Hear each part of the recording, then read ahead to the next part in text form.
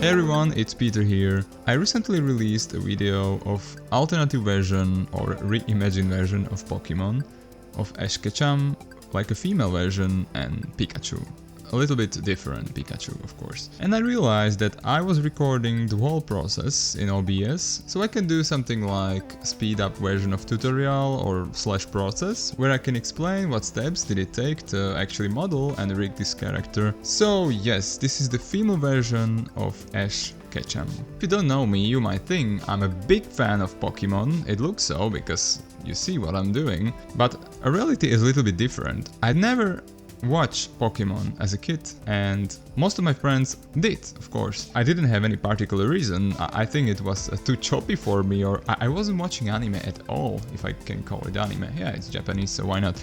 I didn't like it that much as a kid, but now, as I'm adult, which is a paradox, I started to like it much more. I've never played a Pokemon game, yeah, to be honest, but I started with Indigo League series, the old series from 90s, and I kind of like it. I mean, the stories are really simple, of course, but I'm watching Japanese version actually with subtitles, so it's a little bit more interesting because there are many things and moments which were censored for West audience, so it's much more interesting in my view. Ash is called Satoshi. The whole theme song or intro song is actually different. Yeah, so once again, I'm watching this as an adult and I kind of liked it, but I did not dig very deep, like when it comes to games, cards or whatever. I just know it exists, right? But I haven't played it, and so that's my brief history of Pokemon. I'd like to be a fan, I like the vibe, I like the art style, but I just casually watch it now. As I like those designs, I realized I would like to remodel it or reimagine it, how I call this series, hashtag reimagined. And obviously I'm going through retro phase now, so I kind of started to like low poly characters with low resolution textures, which resemble something like Minecraft or Roblox. Honestly, I hate doing details, so this is one of the reasons why I chose this style. Not to say that this is very easy, it's not, because you are limited as games in the past were, that you have only some options where to express and how to depict the characters and objects, because you are limited when it comes to poly count and texture resolution, so everything must be clear. Okay, but I'm talking a lot now. Without further ado, I started with a sketch. Of course, this sketch is nothing breathtaking, but it did the work. So I started with box modeling, and I haven't captured the very beginning of this video, because at the beginning I wanted to do a different character. I wanted to do Lara Croft, some different version, which I might actually do in future, but I realized I will do Ash as a female instead. So this is where I started recording, and I tried to tweak the proportions to fit it to my sketch. Yeah, this is basically box modeling. There are multiple ways. Some people are sculpting, but obviously when you do low poly models, the sculpting is out of question, because you can't even see those details when you have very few polygons. And to be honest, I don't like sculpting that much, because details, of course. And you can do almost everything from box modeling. Maybe some exceptions are if you are doing, I don't know, rope, chain, or some more tricky shapes which would require curves. I mean, you technically can do and extrude it from edges or polygons, but maybe in 5 or 10% of cases it's much more rational and practical to do it with curves. But not in this case, of course. I was simply extruding, doing edge loops. By the way, if you are modeling face, usually you should have edge loops around the eyes and mouth, because it works better the topology works better in animation. There aren't some ugly creases if you do it this way. Okay, so it's really, there are the guides on how to do that. Of course, I didn't do this because I'm not animating face. This is just there will be texture projected on face, so I have no real topology, despite just something like a nose, no eye sockets. This is like basically old PS1 games in its core principle. I was thinking whether or not I should model fingers, because when I do these low poly characters, sometimes I just extrude thumb and all 4 remaining fingers together. The developers used to do it in all the games too, even in some PS2 games I've seen this. But yeah, I decided to extrude each finger and rig it separately. You can see I separated the topology when I would like to do the clothes and clothing like pants and t-shirts, so I simply selected the faces, I detached it and scaled it a little. It's not scaled, it's with Alt S. It's not scaled, it's called shrink or flatten, so you can actually resize it along normals this way. Also extruded ears, but nothing special. Every detail will be drawn with a few pixels, so nothing to worry about. And I did very similar process for hair, ponytail, basically for everything. And then of course, if you have the model and you are... one more important thing. You can see that I'm using mirror modifier, because you don't, obviously if you don't have to, you don't want to do all those things twice. So the modifier will simply, the mirror modifier will simply mirror what you do to the other side. So it's very useful. Also you can use this when you are doing UVs, so it's very helpful. Unless you have some very asymmetrical character. But sure, if I applied mirror modifier, then I broke the symmetry a little bit, because just not to make it too artificial, especially on hair. But yeah, this really sped up the process. For those of you who don't know what UV mapping is, the concept is very simple. It's a little bit harder to do in practice if you haven't been doing it before.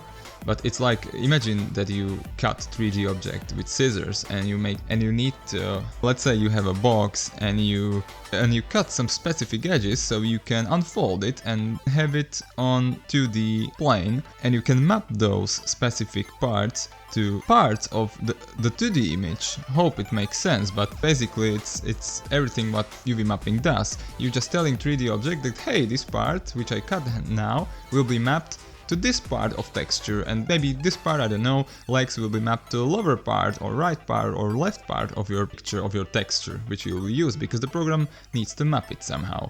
And that software needs to know that which part of the image is applied to which part of the 3D model, and this is all.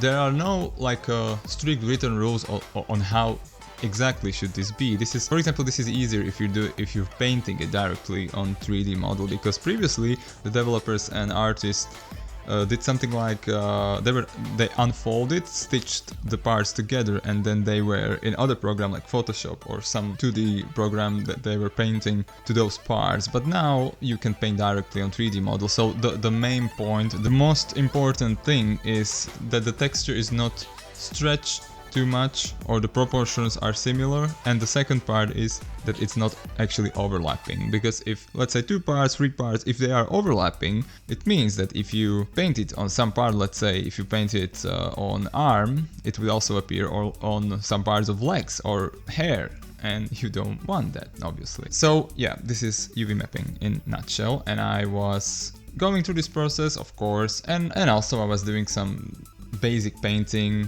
I wasn't satisfied at the beginning with not like stitches, how to call it, with some folds. Yeah, I was doing some shadow folds, but it didn't look that good at the beginning, because I think I overdid it a little, so I changed it afterwards. I also you can paint, of course, not just albedo or diffuse, which means just a color, but I painted multiple maps for, let's say, subsurface scattering. So it means that light penetrates through skin and it looks more reddish, especially near the areas like ears and nose. For example, I also painted roughness or reflection maps on hair, and I did it deliberately with very low resolution textures. So when light bounces off the hair, it actually creates this pixelated specular map, and I thought it isn't showed here, but I thought it was kind of cool effect. And yeah, everything is very small resolution. Basically the maps are like 56 x 56, 256 by 256, and you get the point. When it comes to filtering those textures, I wanted to have clear pixels visible, not any interpolation and filtering. So if you create new texture, you have options in Blender image node, and you can choose from options like linear, bicubic, And yeah, this is basically the type of filtering. If you use something like linear, that is something like bcubic in other programs, and it is smoothing your pixels out, and I didn't want that, so I chose the closest, and it's like a nearest neighbor, for example in Photoshop, so there is no filtering whatsoever. You see each pixel has sharp edge, and all pixels next to each other are clearly, sharply visible. And actually some artists do use filtering. I don't prefer it here at the moment, so I didn't use it. And of course I tried to rig it with Rigify, which is a predefined or pre-built rig system in Blender, which is very fast. So I hate rigging. This is the second thing. apart from details, the rigging is the second thing which I dislike. Really, I dislike it. I can do some rigging, not so much. I'm not a rigger. I don't consider myself as a rigger. And if you want to have a job done quickly, Rigify is really good tool. So you basically just set up these bones where you want them to be, and then you click on Rigify and it will generate you full usable professional rig, and that's how it goes. And afterwards, of course, you need to paint weights, so it tells your software that this bone will react to this type of body this way, and for example, arm or leg will be attached to this bone, and for example, skin will behave this way if you bend it. So the weights are like attaching that 3D surface to the bone, telling your bones that how much is each vertex, basically what's the weight of that vertex, how much it is attached to that bone. So it's also important to blend those weights and have some transitions to make it smoother, and not like because otherwise it would not look great, obviously. And I recycled shoes from my other project and retextured it because they fit to this character, so I decided to recycle it. Also created Pokeball a little bit differently. I created triangle instead of circle. Oh, this is how you avoid copyright. No, it isn't, of course. And you can see the scenes here from the video which I mentioned, that I actually use this for the environment. I modeled trees, and if this interests you, of course, don't forget to check that video. I walk around those characters in the environment and talk about it a little bit. And yeah, eventually I decided I will do isolated render without environment, so I set up some colors and lighting. And yeah, finally I realized that it would be nice if I used some emission or the albedo / diffuse texture, call it whatever you want, but albedo texture is basically color. And if you put it also in emission, it means that, because I used Eevee Next, and I'm really happy that it has all these indirect, like global illumination now, indirect lighting, right? It's just a screen space, so it means that it's not as precise as in Cycles, but never mind. I like to use it. I really like to play with light, but the problem is that in this style, in these retro visuals, it's not very, I think, feasible. It's not very good to make very realistic lighting, and because lighting was bouncing too much off her. Despite increasing roughness, it didn't look that good, so I increased emission with the same material, albedo, which I used for color, and it neutralized at least a little bit. I used it like for 40% or something like that, and it neutralized that tones, so it was a little bit more colorful and vibrant and less realistic, because the colors which were bouncing off the ground it looked a little bit messy, and I didn't want that. I wanted to make it more clear, like an actual anime. So yeah guys, this is it. I hope you enjoyed it. Please don't forget to like if you enjoyed this video. Don't hesitate to write me down whether or not you like this type of content, whether it was at least a little bit useful or interesting for you, and see you next time.